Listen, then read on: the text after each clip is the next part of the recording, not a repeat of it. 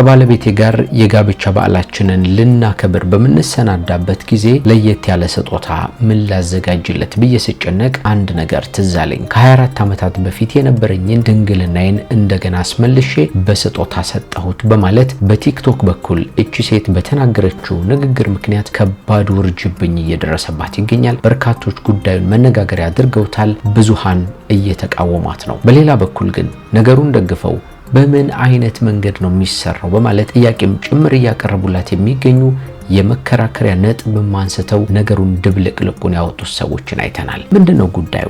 ሰሞኑን መነጋገሪያ የሆነው ይህ የድንግልና ነገር መጨረሻው ምን ሆነ እናየዋለን በዚህ ፕሮግራማችን ላይ እንድንማማርበት። ልጅ ለመውለድ 10 ዓመታት ሙሉ ሲጠባበቁ የነበሩት ባለትዳሮች የልጅ እናትና አባት መሆናቸውን ተከትሎ በማህበራዊ ሚዲያ ላይ በርካቶች ደስታቸውን እየገለጡ ነው። እነማን ናቸው? ምን አይነት ታሪክ አሳልፈዋል? እናየዋለን። በኢቢኤስ ቴሌቪዥን ቀደም ሲል ሲተላለፍ የነበረው ሰሞኑን ደግሞ በቻናል 1 ቴሌቪዥን ብቅ ብሎ የሰነበተው በስንቱ ድራማ በሌላ አወዛጋቢ ነገር ተከስቷል። ድራማው ወደ ህዝብ እንዳይቀርብም በፍርድ ቤት መታገዱ ተሰምቷል። ይህ ብቻ አይደለም። በበስንቱ ድራማ የሚሳተፉ ተዋናዮች ከባድ ቅሬታ ማቅረባቸው ተሰምቷል። የቅሬታቸው ምክንያት ምንድን ነው? በኢቢኤስ ቴሌቪዥንና በበስንቱ ድራማ ፕሮዲዩሰሮች መካከል የተፈጠረው ከባድ ውዝግብስ ምንድነው የሚለውን እናነሳለን። በቲክቶክ ከ200 ሺህ በላይ ተከታዮችን ያፈራችው ወጣቷ አረፍ ልበል ወደ ክፍሌ ልግባ ብላ እንዳሸልበች በዚያው ሞታ መገኘቷ በርካቶችን አነጋግሯል። ምንድነው ምክንያቱ?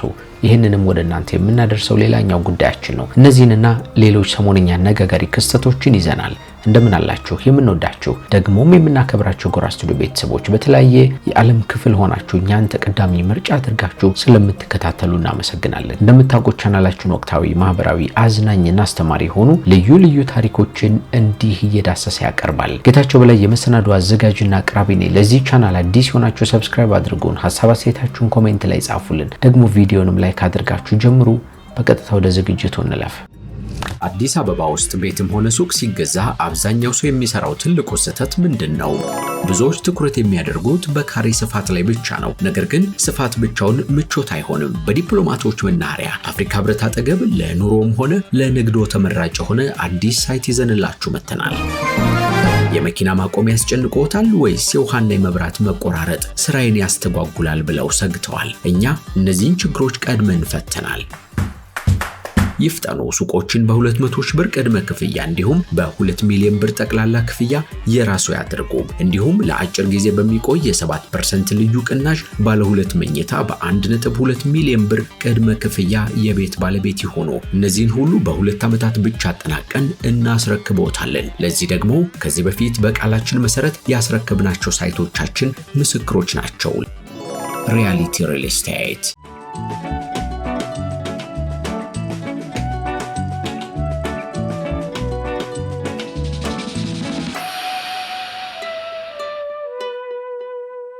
እውቋና ወጣቷ ድምጻዊት ቬሮኒካ አዳነም የልደት በዓሏን እያከበረች ትገኛለች። በዚህ ሰዓት በጣም በርካታ ሰዎች የደስታ መልእክቶችን እንኳን ደስ ያለሽ፣ እንኳን ተወለድሽ የሚሉ መልእክቶችን እየላኩላት ይገኛሉ። በዚህ ሰዓት ታዲያ እሷም በፌስቡክ በቲክቶክ እና በሌሎች ማህበራዊ ሚዲያ ገጾቿ ላይ ይህንን የልደት በዓሏን አስመልክቶ ፎቶዎችን፣ ቪዲዮዎችን እንዲሁም መልእክቶችንም ጭምር እያስተላለፈች ተመልክተናል። በመልእክቷ ላይ 31ኛ ዓመት የልደት በዓሌን እያከበርኩ እገኛለሁ፣ ደግሞ ለ80 ያደርሰን ያብቃን እንደርስበታለን የሚል መልእክቷን አስቀምጣለች ማለት ነው። እንግዲህ በቪዲዮቹና በፎቶዎቹ ላይ እንደተመለከትነው አበባ፣ አሻንጉሊትና ሌሎች አይነት ስጦታዎች ተበርክቶላት ነበር። እነዚህ ስጦታዎች ከማን ነው የመጡላት የሚሉ የብዙ ሰዎች አዝናኝ ጥያቄዎች ናቸው። መልሱ ያለው ግን ቬሮኒካ ጋር ነው። ለማንኛውም ተወዳጇ ድምጻዊት እንኳን ተወለድሽ ለማለት እንፈልጋለን። ይህ ወጣት ሱራያ ኪድዬ ልጅ በሚል መጠሪያ በተለያዩ ማህበራዊ ሚዲያዎች ላይ ይታወቃል። በፌስቡክ ከ100 ሺህ በላይ ተከታዮች አሉት። በቲክቶክ ደግሞ ከ400 ሺህ በላይ ተከታዮችን ማፍራት ችሏል። ታዲያ ወጣቱ በብዛት እየተሳተፈባቸው የሚገኙ ስራዎች እንደሚያመላክቱት ከሆነ በተለያየ መንገድ የወደቁ እናቶችን፣ አባቶችን በማንሳት በየጸበሉ፣ በየሕክምና ቦታው በተለያየ ህመምና ስቃይ ውስጥ የሚገኙ ወገኖችን ለማገዝ በሚደረገው ጥረት ውስጥ ወደ ማህበራዊ ሚዲያ እንዲመጡ ብዙ ሰዎች እገዛ እንዲያደርጉላቸው በማስተባበር ጭምር ነው የሚታወቀውና በተለይ ደግሞ ከታማሚዎቹ ጋር ምንም አይነት መጠየፍ ሳይታይበት እያቀፋቸው እያዘላቸው አብሯቸው ስቃያቸውን ለመጋራት የሚሞክር በጣም ታታሪ ወጣት እንደሆነ ነው የሚነገርለት። ወጣቱ ባለትዳር ነው። ከዚህ በፊት 2 ያህል ልጆችን እንደወለዱ በተለያዩ መንገዶች ለመረዳት ችለናል። ሶስተኛ ልጃቸውን ደግሞ መጠባበቅ ጀመሩ ለመውለድ አስበው ስለነበረ። ከዚያ ግን ሊመጣ አልቻለም። ከዛሬ ነገ አዲስ ነገር ይፈጠራል፣ ከዛሬ ነገ ሶስተኛ ልጃችንን እናገኛለን እያሉ ቢጠባበቁም በህይወታቸው ውስጥ አዲስ ነገር ሊፈጠር አልቻለም ማለት ነው። ነገር ግን ትዕግስት ነበራቸው፣ በፈጣሪ ይተማመኑ ነበርና ሳያማረሩ አመታትን አሳለፉ። ግን በጣም ያስገርመው ነገር እንዲህ አይነት መንገድ 10 አመት ሙሉ ነበር የቆዩት። በአዲስ አበባ ከተማ ታሪካዊ ሰፈር ፒያሳ አካባቢ ከበቀሉ በርካታ ሩህሩህና ደግ ሰዎች መካከል ሱራ የኪድዬ ልጅ የሰው ልጅነት ትልቅ ምሳሌ ሆኖ የሚጠቀስ ወንድማችን ነው በማለት ጉርሻ ገጽ ይገልጸዋል። ለበርካታ አመታት ወደ ጸበል የሚሄዱ አቅመ ደካሞችና ታማሚዎችን ያለምንም ክፍያ በነጻ በትራንስፖርት በማመላለስና በማገዝ የሚታወቀው ሱራ ላደረገው መልካም ተግባር ፈጽሞ ምላሽን ሳይጠብቅ የብዙዎችን ህይወት በበጎነት ነክቶታል በማለት ነው ከዚህ ቀደም እየሰራቸው አሁንም እያከናወናቸው የሚገኙ የበጎ ስራዎችን ለመጥቀስ የሞከረው መረጃው። በእነዚህ አይነት መልካም ስራ የቆየው ዛሬ ደግሞ ይህንን ደግ ወንድማችንን የሚመለከት እጅግ አስደሳችና ልብ የሚነካ ዜና ተሰምቷል ብሎታል። ሱራና ባለቤቱ ከ10 አመታት ረጅም የትዕግስትና ጥበቃ እንዲሁም ጸሎት በኋላ ዛሬ በሰላም ወንድ ልጃቸውን ለማቀፍ በቅተዋል ብሏል። ሱራን በፌስቡክ ገጹ ላይ አስቀምጦ እንደተመለከትኩት ከ10 አመታት ጥበቃ በኋላ ሶስተኛ ወንድ ልጃችንን ለማቀፍ ችለናል ብሏል። እንግዲህ እዚህ ላይ አንድ ቁም ነገር ለማንሳት እንሞክር። በተለያየ መንገድ ባለትዳሮች ትዳር ከመሰረቱ በኋላና አንድ ላይ መሆን ከጀመሩ በኋላ ብዙ ሰዎች የሚጠብቀው እንደኛ ማህበረሰብ በተለይ ልጅ እንዲወልዱ ነው። ነገር ግን ልጅ መውለድ በፈጣሪ ፈቃድና ጊዜ ብቻ የሚሆን ነገር መሆኑን መገንዘብ ያስፈልጋል። ብዙ ሰዎች ለምንድን ነው የማትወልዱት፣ ለምንድን ነው እንዲህ አይነት ነገር የማታደርጉት የሚሉ የተለያዩ ጥያቄዎችን ሊያነሱባቸው ይችላሉ ባለትዳሮችን። እነዛ ባለትዳሮች ግን የሚያሳልፉትን ሐሳብና ስቃይ ማንም ላያውቀው ይችላልና ሳናስበው የሰዎችን ሞራል የምንጎዳ ልንኖር እንችላለን። በተለያየ አጋጣሚ እነዚህን ሰዎች በምንጠይቅበት ጊዜ ለነሱ መልካም ነገር ከማሰብ ሊሆን ይችላል። ነገር ግን ከነሱ አቅም በላይ የሆነ ነገር ገጥሟቸው ሊሆን ይችላልና ለምንናገራቸው ነገሮች ጥንቃቄ ማድረግ አስፈላጊ ነገር እንደሆነ ከእንደዚህ አይነት ታሪኮች ልንማር ይገባል። ሌላው ነገር ግን ባለትዳሮችም ቢሆኑ ልጅ ለመውለድ የሚፈልጉ ሰዎችም ቢሆኑ በመጀመሪያዎቹ ጊዜያት ላይ ልጅ ማግኘት ካልቻሉ በጣም ከፍተኛ የስሜት መጎዳት ውስጥ መግባት እንደሌለባቸው ይልቁንም የፈጣሪ ጊዜ እስኪደርስ ድረስ መጠበቅ በጣም አስፈላጊ መሆኑን መገንዘብ ይኖርባቸዋልና ከእንደዚህ አይነት ባለታሪኮች ትልቅ ቁም ነገር እናገኛለን ብዬ አስባለሁ። ከዚህ ቀደም በጣም በርካታ ሰዎች እንዲህ አይነት ታሪክ ያላቸው ሲናገሩ 10 12 8 አመት ከዛም በላይ እየጠበቁ ልጅ የሚያገኙ ሰዎችን እያየን ነበርና ነገሩ የትዕግስት ጉዳይ መሆኑን እንማርበታለን በዚህ ታሪክ። ለማንኛውም ሱራና ባለቤቱ እንኳን ደስ ያላችሁ ለማለት እንፈልጋለን። በመግቢያችን ላይ ካነሳናቸው ጉዳዮቻችን መካከል የበስንቱ ድራማ ጉዳይ ነው። በስንቱ ድራማ እንደምታውቁት ከ3 አመታት በላይ በኢቢኤስ ቴሌቪዥን ያለመታከትና ያለመሰልቸት እየተላለፈ በጣም በርካታ ተመልካቾችን ማግኘት የቻለ ነበር። ከዚህ ቀደም በለዛ ሽልማትም በተከታታይ ድራማዎች ተሸላሚ ሆኖ ነበር። በስንቱ ድራማ ላይ እንግዲህ አለማየሁ ታደሰ፣ መስከረም አበራ፣ ስዩም ተፈራ እንዲሁም ደግሞ ፍቅርተ ጌታሁንና ሌሎች ታዋቂ ሰዎች ናቸው እየተሳተፉበት የሚገኘው። ታዲያ ይህ ድራማ ተወዳጅነቱ ሳይሸረሸር ከህዝብ ዘንድ አሁንም በጣም በጥሩ መንፈስ ውስጥ እንዳለ በቅርቡ ከኢቢኤስ ቴሌቪዥን መታየቱን ያቆማል። ከዚያ በኋላ በቻናል 1 ቴሌቪዥን ደግሞ 1-2 ክፍሎችን ለመመልከት ችለን ነበር። እንደዚያም ሆኖ ግን በቅርቡ ደግሞ ከነጭራሹ ተቋርጦ ተመለከትን። ምንድነው ምክንያቱ የሚል ጥያቄዎች በበርካታ ሰዎች ዘንድ ሲነሱ ነበር። ጉዳዩ ምን መሰላችሁ? ኢቢኤስ ቴሌቪዥን የዚህ ድራማ ኤክስኪዩቲቭ ፕሮዲዩሰር ወይም ባለቤት አሊያም ደግሞ ገንዘቡን ፈንድ የሚያደርገው አካል ነበር። ከዚህ ቀደም ከአብርሃም መልቲሚዲያ ጋር በመሆን ነበር ስራውን የሚያከናውነው። ታዲያ በሌላ ቴሌቪዥን መታየት ከጀመረ በኋላ ኢቢኤስ ክስ ያቀርባል ለፍርድ ቤት። ምንድነው ክሱ? ባለቤቱ እኔ ሆኜ ሳለ ከኔ ፈቃድ መልካም ይሁንታ ውጪ በሆነ መንገድ በሌላ ቴሌቪዥን ጣቢያ እየታየ ነውና ይቋረጥልኝ የሚል ጥያቄዎችን አቀረበ ማለት ነው። ከዚያ ይህንን ድራማ ፕሮዲዩስ በማድረግ ዝግጅቱን በማስተባበር የሚታወቀው አብርሃም መልቲሚዲያ ደግሞ ከኢቢኤስ ቴሌቪዥን ጋር የነበረን ኮንትራት ስላበቃ ነው በአዲስ ቴሌቪዥን ቻናል ብቅ ያልነው የሚል ምላሹን ለፍርድ ቤቱ አቀረበ። ፍርድ ቤቱ ደግሞ ግራ ቀኙን ከተመለከተ በኋላ ድራማው ወደ ህዝብ እንዳይቀርብና እንዳይታይ የሚል ውሳኔ ያስተላልፋል ማለት ነው። ስለዚህ የታገደበት ምክንያት ይህ ነው ማለት ነው። ሌላው ነገር ግን በዚሁ ድራማ ላይ የሚሳተፉ ታዋቂ ተዋናዮች ከባድ ቅሬታ እንዳሰሙ ነው የተነገረው። ቅሬታቸው ምንድነው? ከክፍያ ጋር የተገናኘ ነው። ቀደም ሲል ኢቢኤስ ላይ የተላለፈበት ሁለት ክፍሎች ላይ አልተከፈለንም። አሁን ደግሞ ቻናል 1 ከተላለፈን በኋላ እንዲሁ ክፍያዎች አልተከፈሉንም የሚል ቅሬታ እንዳላቸው ይህንን ቅሬታቸውን እንዳቀረቡ ነው ዘሀበሻ ሰማሁት ባለው መንገድ ዜናውን አቅርቦልን የተመለከትነው። የዘሀበሻ መረጃ ይጨምርና እነዚህ ተዋናዮች እነማን እንደሆኑ መግለጥ አልፈለገም፣ ስማቸው እንዲጠቀስ አልፈለጉም በማለት ነው ያቀረበው። በዚህ ጉዳይ ላይ ምላሽ ይሰጠናል ብለን ወደ አብርሃም መልቲሚዲያ ደውለን ነበር፣ ግን ምላሹን አልሰጠንም ወይም ደግሞ ስልክ አልተነሳልንም የሚል ሐሳቡን አቅርቧል ጨምሮ ዘሀበሻ። ስለዚህ ከበስንቱ ድራማ ጋር በተገናኘ የተነሳው ውዝግብ ይሄን ነው የሚመስለው። እንግዲህ በሚቀጥለው ውዝግቡ ተፈቶ እንደገና እንደ አዲስ በሌላ መንገድ እናየዋለን ብለን ተስፋ እናደርጋለን። ምክንያቱም በጣም አዝናኝ ነው፣ ብዙ አስተማሪ ነጥቦችን የሚያነሳ ነው።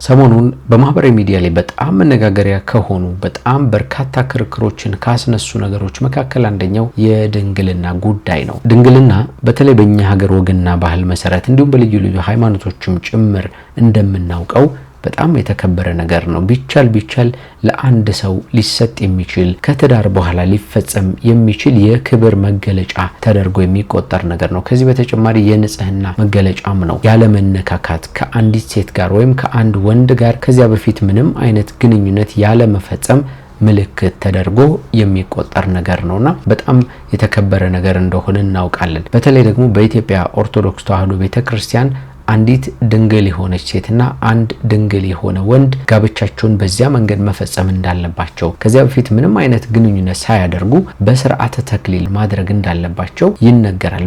ቢቻል ማለት ነው። በዚያ መንገድ ቢሆን የሚመከር ነገር ነው። የዚህን ያክል በጣም የተከበረና በቤተክርስቲያኑ አስተምሮት ደግሞ ይህንን ምስጢር አድርገው ፈጽመው የሚጋቡ ሰዎች በፈጣሪ ዘንድ ትልቅ የሆነ ቡራኬ ሊያገኙ የሚችሉ ትዳራቸው በልዩ መንገድ የሚባረክላቸው ሰዎች እንደሆኑ ይነገራል። ከዚህ በተጨማሪ ድንግልና አንድ ጊዜ ከሄደ ወይም ከተሰጠ ሊመለስ የሚችል ነገር አለመሆኑ የሚታወቅ ነገር ነው። ነገር ግን ከቅርብ ጊዜያት ወዲህ በተለያዩ የሕክምና መንገዶች ድንግልና ይመለሳል የሚሉ አስተሳሰቦች እየተበራከቱ ይገኛሉ። ታዲያ ሰሞኑን ይህንን አስመልክቶ አንድ ታሪክ ተፈጠረ። ሙኒት ዱባይ በሚል መጠሪያ በቲክቶክ የምትታወቅና ከ200 ሺህ በላይ ተከታዮች ያላት ሴት ኑሯን በዱባይ ሀገር ያደረገችው ታዋቂዋ ቲክቶከር ሀቢባና ሌሎችም ባሉበት አንድ ጉዳይ በቀጥታ የቲክቶክ ስርጭት ላይ ተናገረች። ምን መሰላችሁ? ከ24 ዓመታት በፊት ትዳር እንደመሰረተችና ልጆችን እንደወለዱ ከባለቤቷ ጋር ከዚህ በተጨማሪ በየዓመቱ የጋብቻ በዓላቸውን በሚያከብሩበት ጊዜ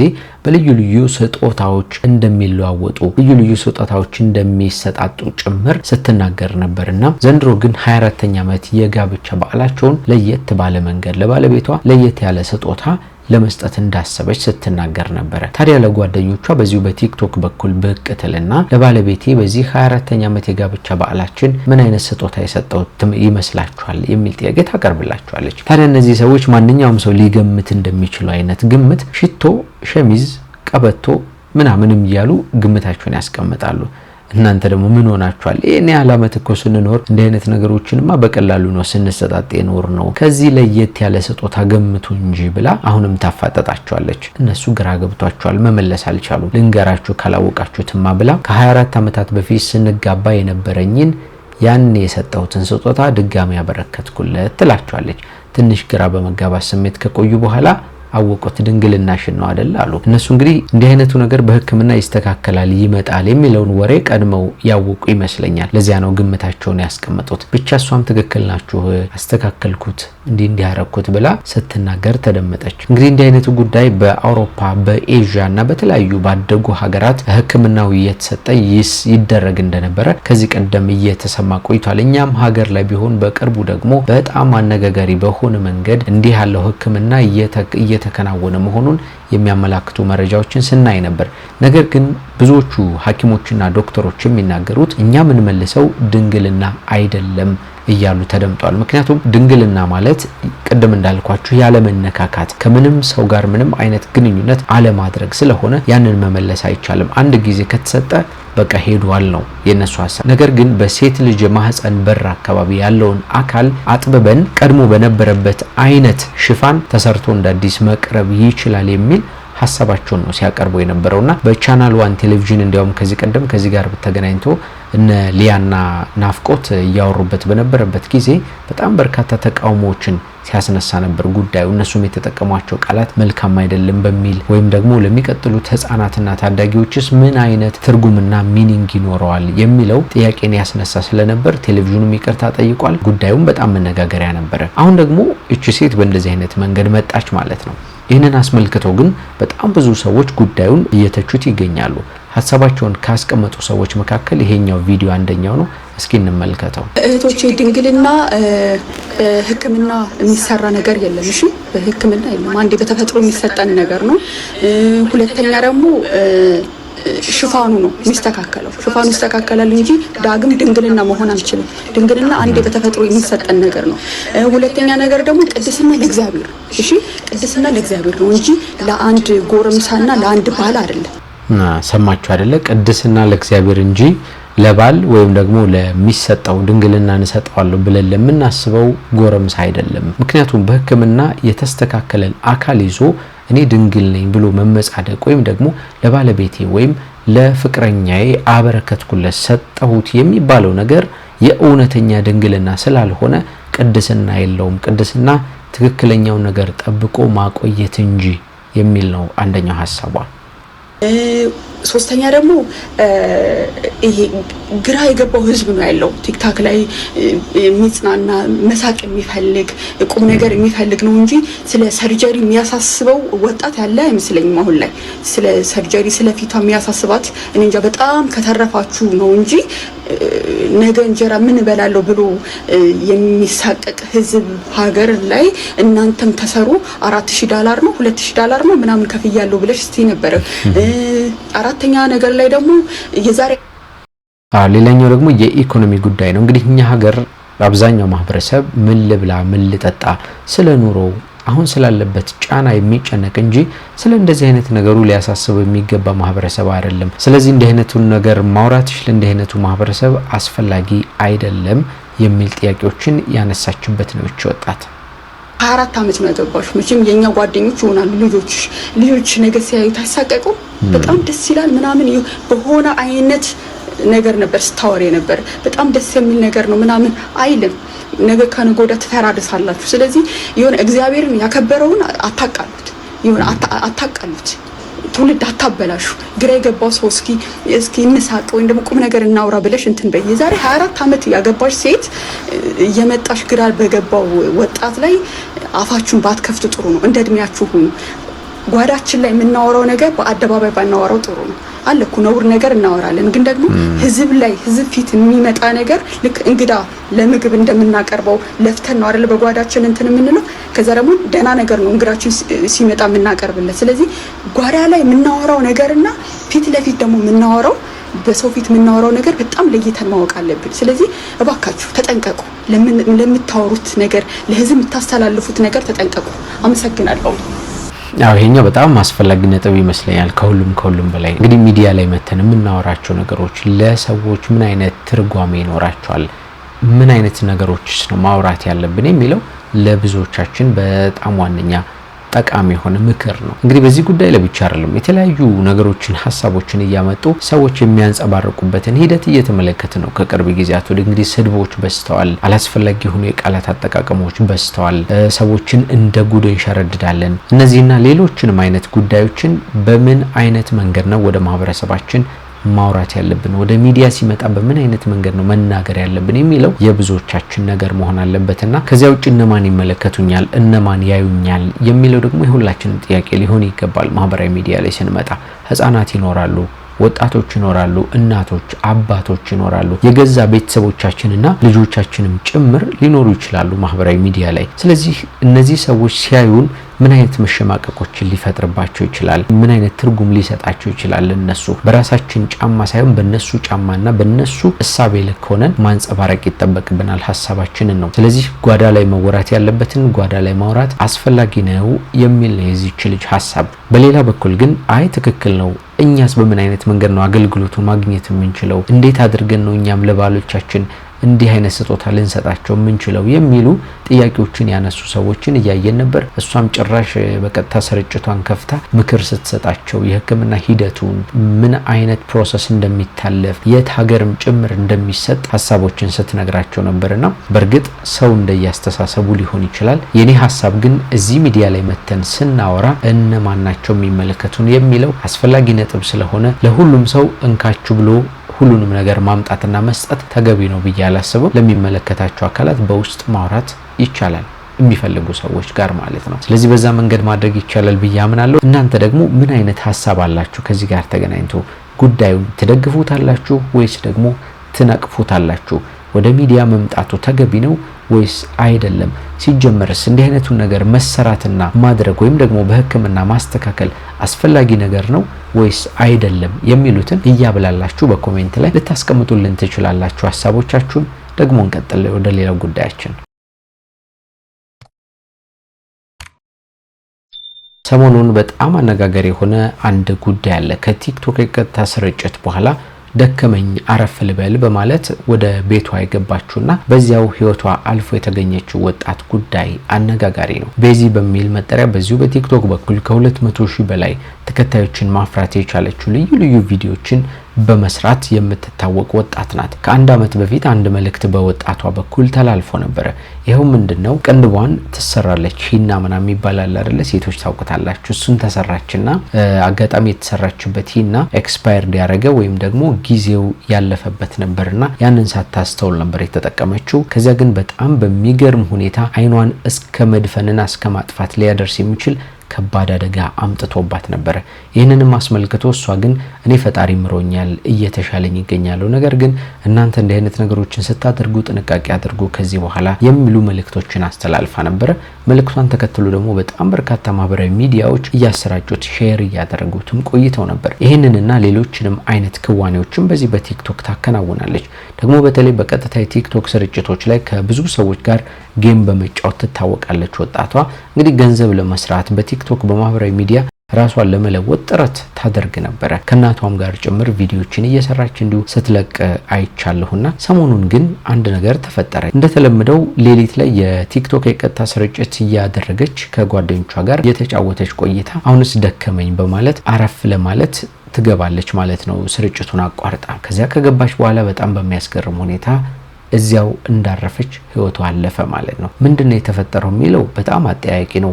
ትልቅ የሆነ የህክምና ምርመራን የሚጠይቅ ነገር ነው። ስለዚህ እዚህ ነገር ላይ ጣልቃ መግባት አንችልም። ነገር ግን የሰው ልጅ ህይወት አይገርማችሁም? የሰው ልጅ መጨረሻ በቀላሉ የሚሞት ፍጥረት መሆኑ እና መቼ እንደምንሞት በምን አይነት መንገድ ህይወታችን እንደሚያልፍ የማናውቅ ፍጥረት ነንና እንደው ፈጣሪ ከእንደዚህ አይነት አደገኛ የሆነ ሞት ይጠብቀን ሁላችንን ለማለት እንፈልጋለን። ሰሞኑን ማህበራዊ ሚዲያ ላይ ብዙ ሰዎች እየተቀባበሉ ስለነበረ እንዲያው መረጃው ያልሰማችሁ ካላችሁ ለማጋራት ያህል ያቀረብኩት ነው። ለማንኛውም በተለያየ ዓለም ክፍል ሆናችሁ እኛን ተቀዳሚ ምርጫ አድርጋችሁ የምትከታተሉን ውድና የተከበራችሁ ጎራ ስቱዲዮ ቤተሰቦች እንደምታውቁት ቻናላችን ወቅታዊ፣ ማህበራዊ እንዲሁም አዝናኝና አስተማሪ የሆኑ ልዩ ልዩ ታሪኮችን ነው እየዳሰሰ የሚያቀርበው። ዛሬም ሰሞንኛ አነጋጋሪ የተባሉትን ጉዳዮች በእንዲህ አይነት መንገድ ዳሰስንላችሁ። ጌታቸው በላይ ደግሞ አብሬያችሁ ቆይታ አድርጌያለሁ፣ ዝግጅቱን በማዘጋጀትና በማቅረብ ማለት ነው። ለዚህ ቻናል አዲስ ሆናችሁ ሰብስክራይብ አድርጉ፣ ሀሳብ አስተያየታችሁን ኮሜንት ላይ ጻፉልን። ደግሞ ቪዲዮንም ላይክ ማድረግ አይከፋም፣ ላይክ አድርጉን። ለወዳጅ ዘመዶቻችሁ እንዲሁም ሊጠቅማቸዋል ብላችሁ ለምታስቧቸው ወዳጆቻችሁ በሙሉ ደግሞ ሼር ማድረግም ትችላላችሁ። በሚቀጥለው በአዳዲስ ጉዳዮች እንገናኛለን። እስከዚያ ግን ሰላም ሁኑልን። አዲስ አበባ ውስጥ ቤትም ሆነ ሱቅ ሲገዛ አብዛኛው ሰው የሚሰራው ትልቁ ስህተት ምንድነው? ብዙዎች ትኩረት የሚያደርጉት በካሬ ስፋት ላይ ብቻ ነው። ነገር ግን ስፋት ብቻውን ምቾት አይሆንም። በዲፕሎማቶች መናኸሪያ አፍሪካ ህብረት አጠገብ ለኑሮም ሆነ ለንግዶ ተመራጭ የሆነ አዲስ ሳይት ይዘንላችሁ መጥተናል። የመኪና ማቆሚያ ያስጨንቆታል ወይስ የውሃና የመብራት መቆራረጥ ስራዬን ያስተጓጉላል ብለው ሰግተዋል? እኛ እነዚህን ችግሮች ቀድመን ፈተናል። ይፍጠኑ። ሱቆችን በ200,000 ብር ቅድመ ክፍያ እንዲሁም በ2 ሚሊዮን ብር ጠቅላላ ክፍያ የራሱ ያድርጉ። እንዲሁም ለአጭር ጊዜ በሚቆይ የ7% ልዩ ቅናሽ ባለ 2 መኝታ በ1.2 ሚሊዮን ብር ቅድመ ክፍያ የቤት ባለቤት ይሆኑ። እነዚህን ሁሉ በ2 ዓመታት ብቻ አጠናቀን እናስረክቦታለን። ለዚህ ደግሞ ከዚህ በፊት በቃላችን መሰረት ያስረክብናቸው ሳይቶቻችን ምስክሮች ናቸው። ሪያሊቲ ሪል ስቴት